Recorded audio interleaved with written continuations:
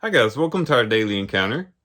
Twice in our reading today we have David and Saul in the house, and there's a great contrast between what David is doing and what Saul is doing. This is found first in chapter 18 and verse 10, where it says, "Now it came about on the next day that an evil spirit from God came mightily upon Saul, and he raved in the midst of the house, while David was playing the harp with his hand as usual, and a spear was in Saul's hand."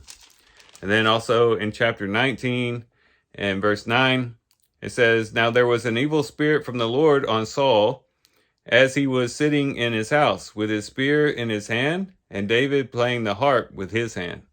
I really like the way the New American Standard brings out this contrast between what's in Saul's hand and what's in David's hand.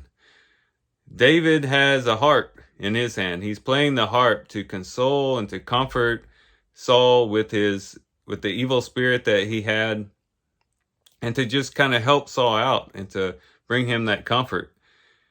Contrasted with that is Saul has a spear in his hand waiting to pin David to the wall. In both cases, it mentions his intentions. In chapter 18 and verse 11, it says, "Saul hurled the spear, for he thought, I will pin David to the wall, but David escaped." And then in chapter 19, in verse 10, it says, "Saul tried to pin David to the wall with the spear, but he slipped away out of Saul's presence." So David's trying to comfort and console, and Saul is just wanting to pin David to the wall. He's wanting to kill David. And so this is a great contrast.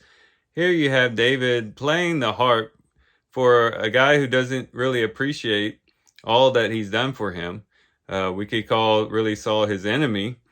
And yet David is trying to console and help Saul in this particular case. Whereas Saul is trying to kill a person who had done nothing but good for him, who had done nothing but had good intentions for him.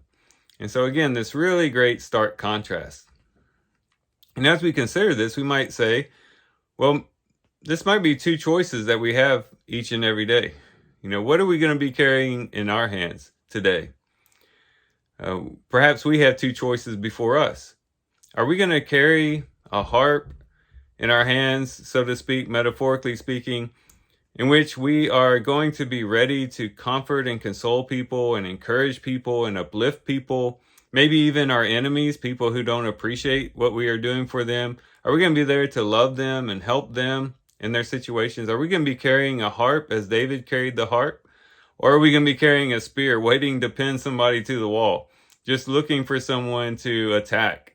Maybe out of envy, maybe out of pride, maybe out of just plain spite. Are we going to be carrying a spear just looking for someone to attack? These are the choices that we have, and hopefully each and every one of us will choose the harp.